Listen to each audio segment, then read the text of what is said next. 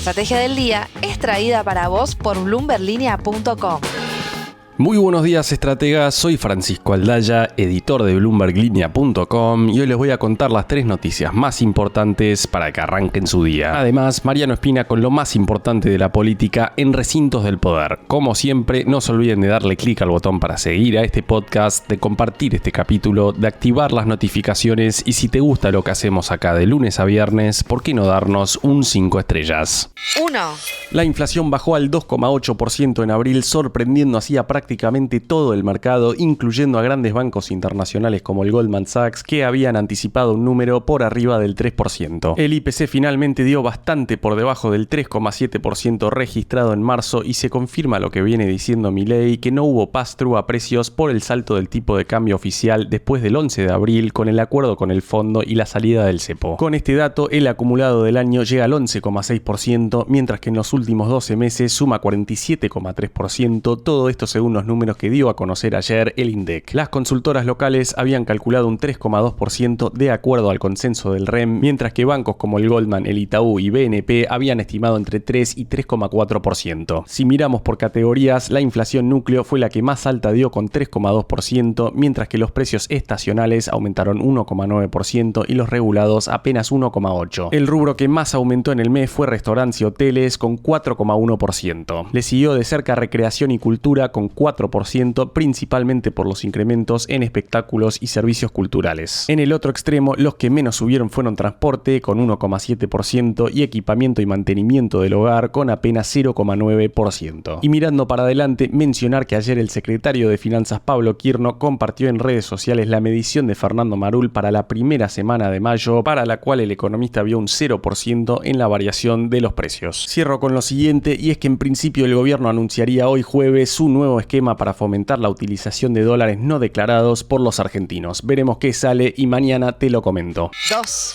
Las acciones argentinas vienen registrando un pico de volumen operado desde comienzos de la semana pasada, situación que podría indicar que los inversores extranjeros finalmente están empezando a tomar posiciones serias en los activos del país. Aunque estamos hablando de los ADR, un reflejo de esta tendencia es que el S&P Merval se va acercando nuevamente a los $2.000, esto después de haber caído a $1.450 antes de la salida del cepo. Sin embargo, sigue a un trecho todavía de los $2.400 que alcanzó en enero. Según Delfos Investment, el volumen diario operado el 12 de mayo en Pampa Energía fue 150% superior al promedio de las últimas 20 ruedas, en YPF aumentó 114% y en Central Puerto 106%. Aunque consideró que los fundamentals a nivel local parecen seguir siendo favorables para los activos argentinos, Delfos también advirtió sobre la necesidad de un entorno internacional favorable. Portfolio Personal Inversiones destacó por su parte que los 5 ADRs argentinos con mayor movimiento en Wall Street registraron un volumen promedio mensual total de $222 millones frente a los 193 millones previo a la salida del cepo, 130 millones en 2024 y apenas 38 millones promedio en 2023. Para el broker, el aumento habla de un mercado que vuelve a ganar atención con más liquidez y mayor participación del capital extranjero. Y hablando de papeles en concreto, Telecom Argentina presentó esta semana su primer informe trimestral, incluyendo el negocio de Telefónica Argentina. Quien lo analizó fue el amigo de la casa Claudio Maulart de Galileo, que dijo que para él la fusión ya es un hecho consumado, pagado e incorporado, pese a las críticas públicas que viene haciendo el presidente Javier Milei. Además, dijo que la fusión resulta beneficiosa para accionistas y bonistas con una relación deuda neta EBITDA que bajó a 2x. Destacó también la mejora en el margen de EBITDA consolidado a 33,1%, compuesto por 34,6% en Telecom y 28,6% en Telefónica, mejores cifras a las esperadas. Y finalmente tuvimos también resultados de Aluar en lo que fue su tercer trimestre fiscal con un retroceso contundente. Por lo pronto, el EBITDA cayó 35,3% interanual a $54,4 millones, esto debido a la contracción en volumen despachado, además del aumento de costos por la apreciación del tipo de cambio. Las exportaciones representaron el 83,2% de las ventas totales, mientras que la utilidad se redujo a 83,5% versus igual trimestre trimestre de 2024. Los analistas del broker SBS anticipan un cuarto trimestre desafiante para el BAR por la incertidumbre global y las políticas arancelarias, aunque anticipan un soporte al precio del aluminio por el escenario de déficit en el mercado mundial. Recordemos que Alvar fue una de las empresas más afectadas en Argentina por los aranceles de Donald Trump. Es que Argentina es el séptimo mayor exportador de aluminio a Estados Unidos, que decidió aplicar un arancel del 25% a las compras de ese metal en el extranjero.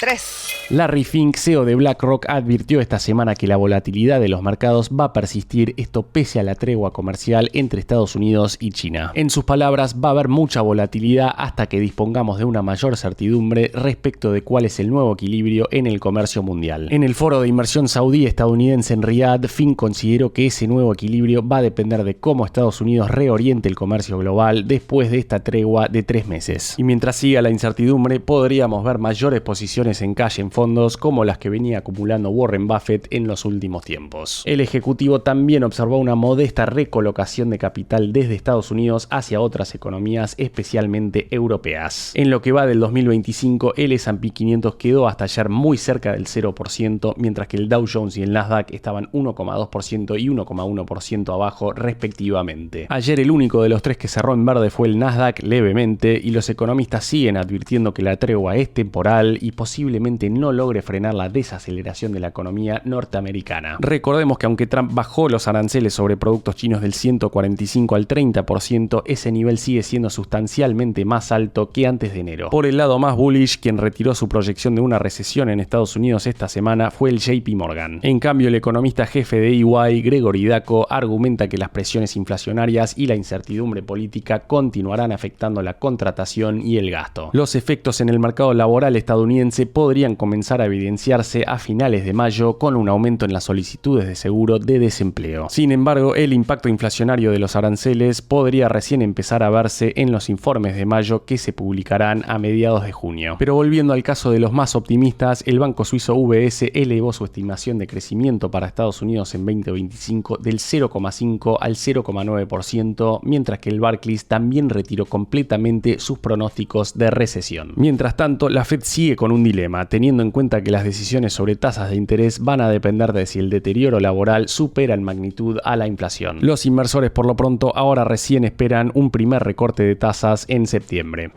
Antes de pasar a recintos del poder, veamos rápidamente cómo van a abrir hoy los mercados. El S&P Merval cerró 0,8% arriba ayer. Fue una jornada mixta para las acciones argentinas en Wall Street, con subas de hasta 2,6% para Telecom y caídas de hasta 4,8% para Globant. Los bonos ley Nueva York cerraron en rojos de hasta 0,4%, el dólar blue quedó en 1.165 pesos, el MEP en 1.139 y el contado con liqui en 1.155 pesos. En cuanto al dólar oficial, el minorista cerró en 1.150 y el mayorista en 1.132 pesos. Recintos del poder. Y ahora, Mariano Espina, contanos por favor cómo estamos cerrando otra semana más en la política argentina. Tras las elecciones en Salta, Jujuy, Chaco y San Luis, este domingo los porteños elegirán a los candidatos para renovar la mitad de la legislatura de la Ciudad de Buenos Aires, en una elección que tendrá varias particularidades y mucha centralidad por contar en las listas con figuras de la política nacional, en una prueba de fuego para el gobierno por la presencia del vocero de Milei,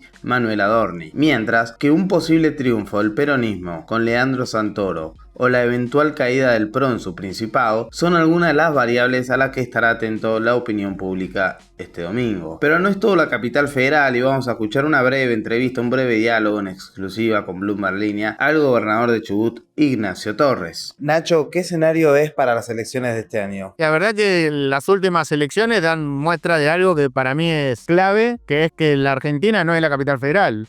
La capital federal tiene mucha centralidad esta elección legislativa, como pocas veces, pero es muy distinto de lo que pasa en otros distritos, donde hay alianzas que han sido muy exitosas, por otro lado una dispersión mayor, pero es un país muy heterogéneo y la Argentina es mucho más que lo que sucede solamente en capital. ¿Y en Chubut están trabajando con la Libertad Avanza? Yo estamos trabajando con un sector y hay otro sector que no, que quiere ir solo, que es lógico y es respetable, pero yo creo que más allá de la discusión electoral, tenemos que dar un paso más para discutir una agenda a futuro. Y ahí, por suerte, en Chubut logramos consenso de todos los libertarios que votaron los últimos proyectos que fueron centrales. Gran parte del peronismo, esto también hay que decirlo, Nobleza Obliga, nos acompañaron también en proyectos que fueron clave para dar vuelta a la página de la DECIA en la provincia.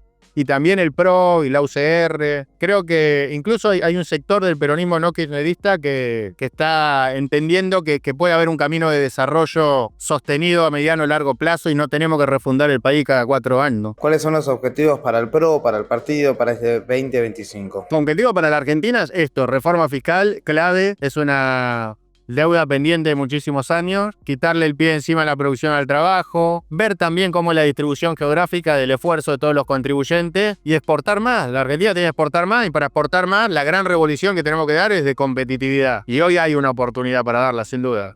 La frase del día.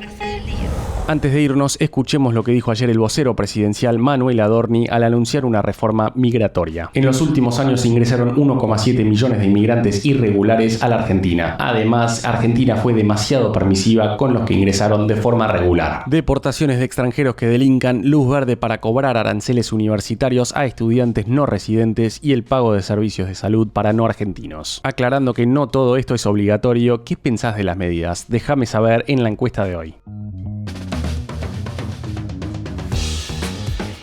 Esto fue un nuevo capítulo de la Estrategia del Día Argentina. Yo soy Francisco Aldaya, editor de Bloomberg Línea, y me podés seguir en X en @faranaldaya. No se olviden de darle clic al botón para seguir a este podcast y a la campanita para que se enteren al instante cada vez que sale un capítulo de lunes a viernes. Espero que tengas una gran jornada productiva. Esto fue La Estrategia del Día Argentina, escrito y narrado por Francisco Aldaya. Producido por Arturo Luna y Daniela Hernández. Que tengas un día muy productivo.